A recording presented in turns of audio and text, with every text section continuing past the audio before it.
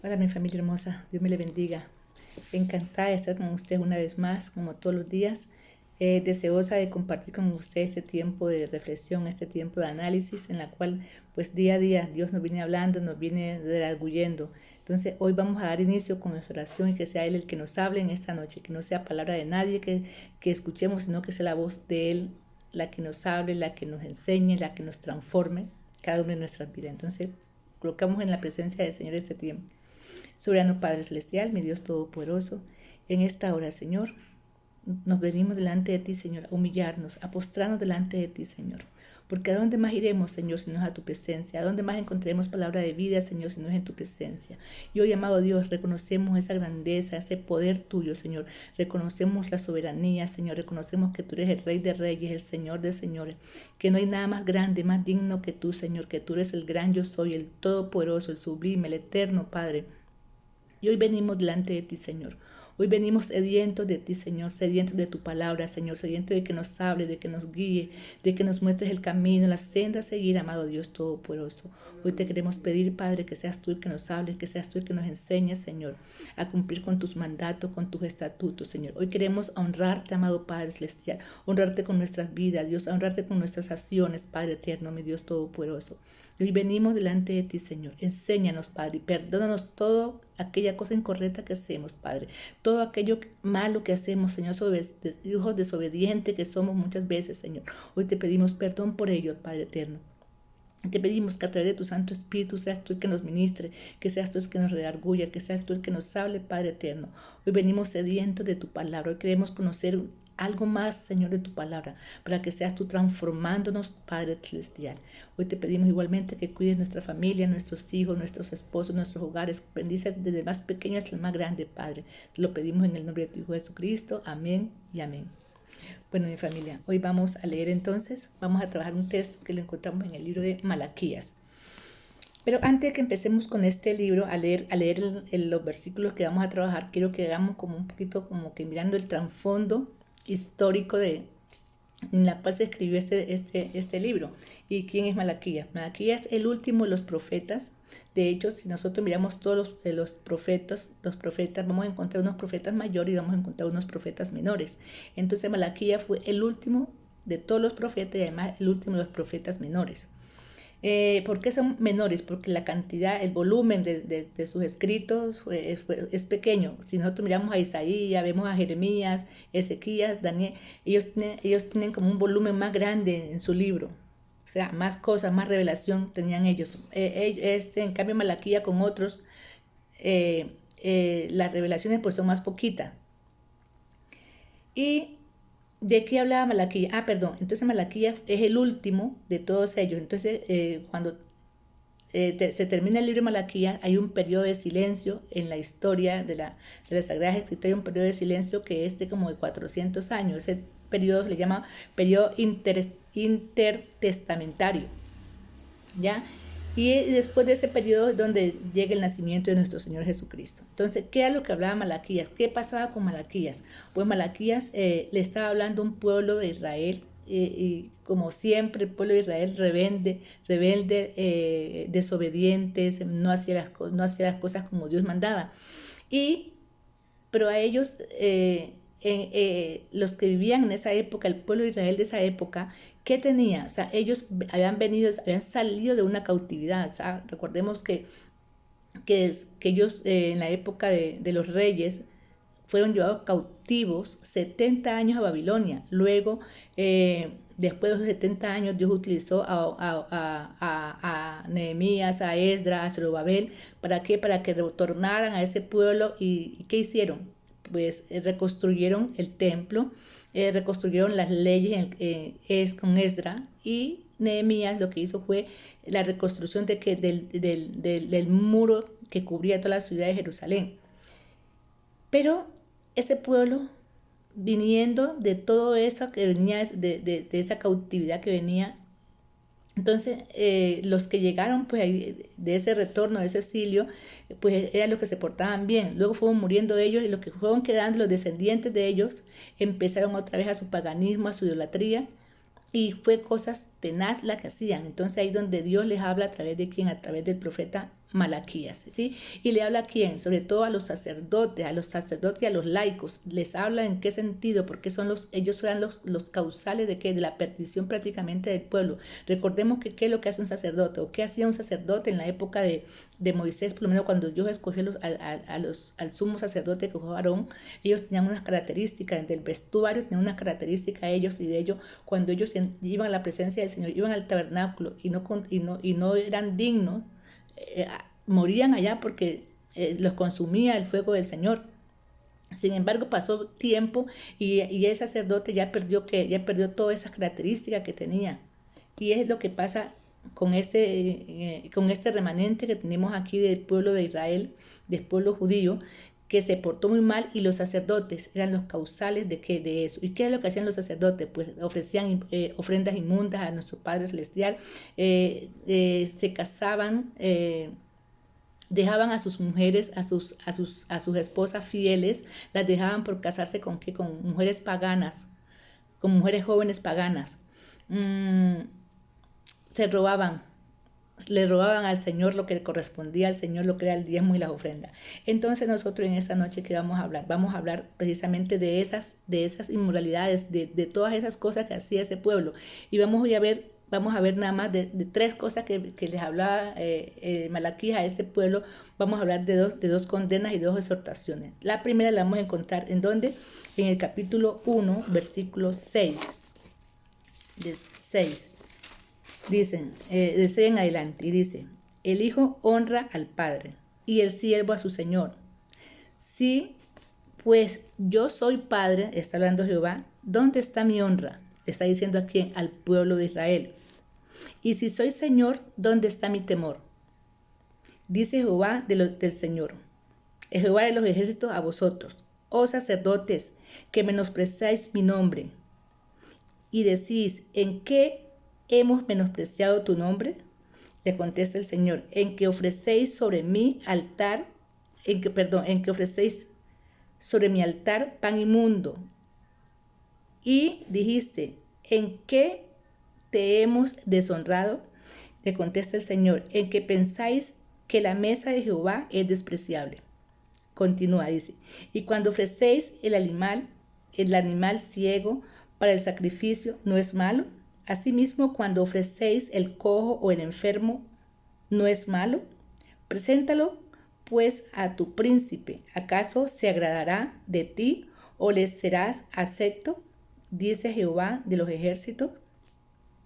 Entonces, miren, ¿qué estamos viendo aquí? Que le está hablando Dios al pueblo de Israel a través de quien, del profeta Malaquías. ¿Qué les está diciendo? Bueno, si yo soy tu Señor, ¿dónde está mi honra? Si yo soy tu padre, ¿dónde está mi honra? Si yo soy tu Señor, ¿dónde está ese respeto, ese temor que me debes tener? ¿Dónde está? Le está diciendo. Y entonces le dice el pueblo, tan descarado el pueblo, le contesta el pueblo: ¿y en qué te hemos deshonrado? ¿En qué? Entonces ahí mismo le contesta también el Señor: ¿en qué me han deshonrado? En que ofrecen a mi altar pan inmundo. Entonces, cuando nosotros estamos hablando de esa parte, nosotros decimos, normalmente nosotros como humanos, como hijos, como humanos, vemos que nosotros honramos a nuestro papá, a nuestras mamás. ¿Y cómo es esa honra que le damos a ellos? Pues ese respeto, esa oración, ese reconocimiento de que son nuestros padres. Entonces, Dios, por ser nuestro Dios, también merece que ese respeto que se le dé también a Él. Y eso era que el pueblo no hacía. ¿Y qué era lo que hacían ellos, en la cual Dios veía que lo irrespetaban? ¿Qué era lo que ellos hacían? Dice Dios que menospreciaban a Dios. O sea, lo tenían a Dios como lo tenían como por poco. O sea, para ellos Dios era nada. Ya pisoteaban el nombre, denigraban de Dios, hacían cosas incorrectas, cosas inmundas, cosas que les agradaban a Dios. Había mucha idolatría, había mucho paganismo. Entonces lo tenían a Dios como que, o sea, valían más sus otros dioses, los dioses paganos, que el mismo Dios. Entonces, ¿en qué sentido lo despreciaban a Él? Y dice, además, ¿en qué lo despreciaban? En que ofrecían pan inmundo. O sea, daban las cosas por darla. Ya, hacían sacrificios, como también dice más adelante, dice, la mesa de Jehová la consideraban despreciable. O sea, ¿qué hacían? Hacían sacrificios. ¿Y cómo eran los sacrificios? Dice que eran animales enfermos, animales cojos. Ya, entonces, ¿Qué dice la ley? ¿Qué decía la ley cuando se establecieron las leyes en la época de Moisés? ¿Qué decían? Que a Dios se le debía honrar. ¿Y cómo se le honraba? Haciendo el holocausto. Y ese holocausto, con esas ofrendas que se le daban a Dios, ¿cómo tenían que hacer?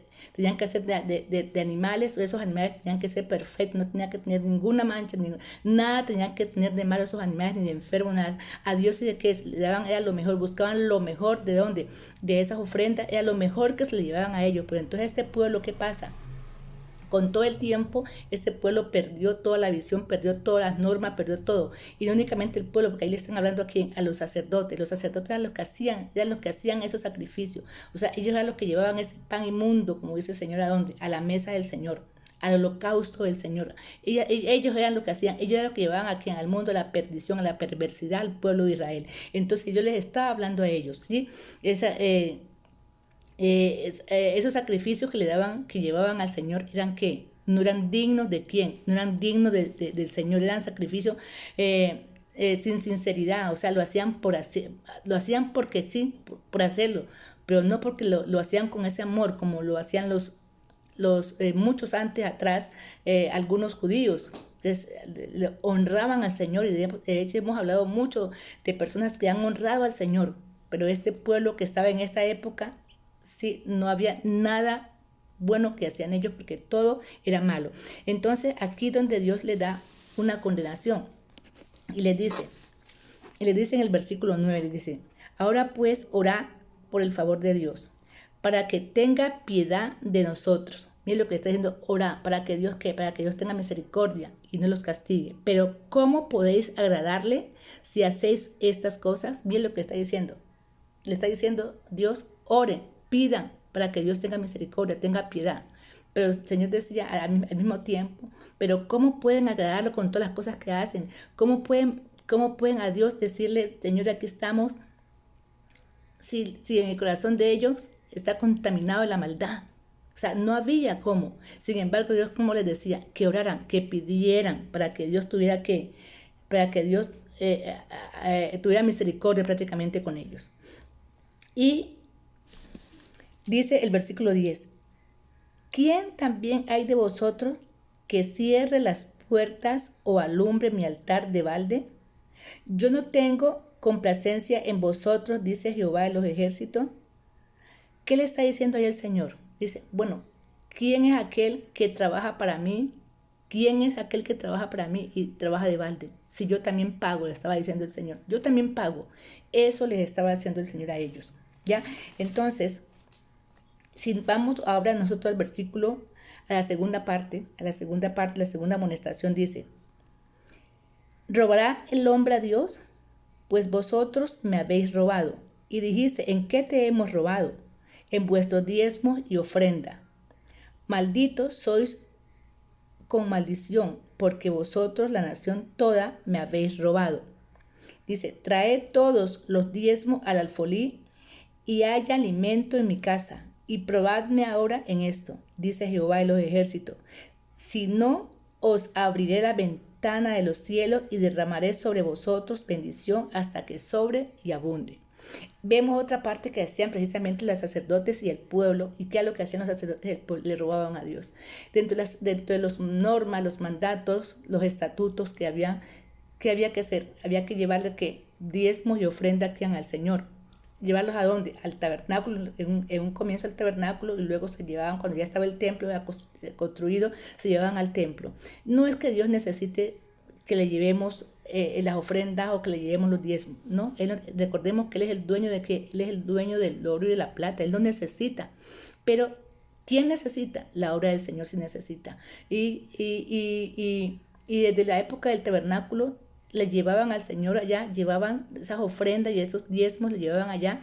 Y quienes, muchas de esas ofrendas eran ofrecidas en el holocausto, y otra parte eran dadas a quienes, eran dadas a los sacerdotes que trabajaban ahí, a toda la tribu de Leví, que era lo que le trabajaban allá al Señor. Ellos vivían porque ellos no tenían otro trabajo, sino que el trabajo de ellos era que servirle al Señor. De hecho, la palabra dice que todo obrero es digno de su salario. Entonces, el trabajo de ellos era eso, era servirle al Señor. Sin embargo, ¿qué pasaba en esa época? la gente no llevaba los diezmos y las ofrendas. No, entonces las personas que trabajaban, los levitas, no tenían de qué comer, no tenían de qué vivir, porque el pueblo no les llevaba. O sea, la casa del Señor estaba que desolada, no había nada porque no había, porque les robaba. Ahí es donde dice el Señor, me han robado con mis diezmos y las ofrendas. ¿Ya? Y esos diezmos y las ofrendas, ¿para qué son? Para la obra del Señor precisamente. Entonces, y sin embargo, miren lo que dice Dios, Dice, traed todos los diezmos al alfolí y allá alimento en mi casa y probadme ahora. Y dice, si no abriré la ventana de los cielos y derramaré sobre vosotros bendición hasta que sobre y abunde. Cuando nos hablan de bendición sobre y abunde, imagínense usted la palabra sobre y abunde. Es una cosa que abarca toda plenitud. Sobre y abunde. Es una cantidad suficiente, grande, o sea que la cantidad de bendiciones que vamos a tener van a ser enormes, la cantidad de bendiciones que Dios le da a su pueblo. ¿Por qué? Por llevar a que, le está diciendo, probadme, hazlo y verás que yo también lo hago, dice el Señor. Tan bueno el Señor que en medio de todo, como eran, de toda la maldad que yo andaba, sin embargo Dios estaba ahí que, probadme que yo también te doy. Miren lo que estaba diciendo adelante, yo también pago, a los que me sirven yo también pago. Entonces, muchas veces escuchamos cosas de que sí, que los diezmos, que las ofrendas, que el pastor que se las roba. Sí, escuchamos muchas cosas, pero no podemos hablar lo que no conocemos. Mire que está escrito ahí, que está escrito, que hay que llevar que los diezmos y la ofrenda para aquí, para la obra del Señor. Entonces, nosotros como hijos, como cristianos, ¿qué es lo que debemos hacer? Hacer la voluntad de Dios. ¿La voluntad cuál es? Cumplir con sus normas. Así como en el gobierno hay diferentes normas, para los que seguimos la vida cristiana también tenemos unas normas. Y esas normas, ¿cuáles son? Es eso, es contribuir a la obra del Señor. No es que lo vamos a dar al Señor, tenga usted para usted. No, Dios no necesita eso. Antes Dios nos da a nosotros. Lo que nosotros recibimos, ¿de dónde viene? Viene de parte de Él. Entonces nosotros también creo que tenemos que hacer, ayudar a la obra del Señor. Ay, que se lo robó. Ellos verán cómo se comprometen con Dios o cómo demostrarán a Dios o cómo se van a empatar con Dios allá, porque hagan lo contrario. Nosotros hacemos lo que está en nuestra parte. Entonces, familia, en esta noche es decirles a ustedes, uno, que honremos a Dios como nuestro Padre que es. Y dos, cumplamos con nuestras leyes, con nuestras normas que tenemos que hacer independientemente de lo que los demás o lo que los demás digan o hagan. Entonces, familia, oramos. Soberano Padre Celestial, mi Dios Todopoderoso, en esta hora, Señor, te damos gracias, te bendecimos, Padre, colocamos este tiempo en tus manos, en el nombre de tu Jesucristo, amén y amén. Bueno, mi familia hermosa, me encantó compartir con usted este tiempo, Dios me le bendiga.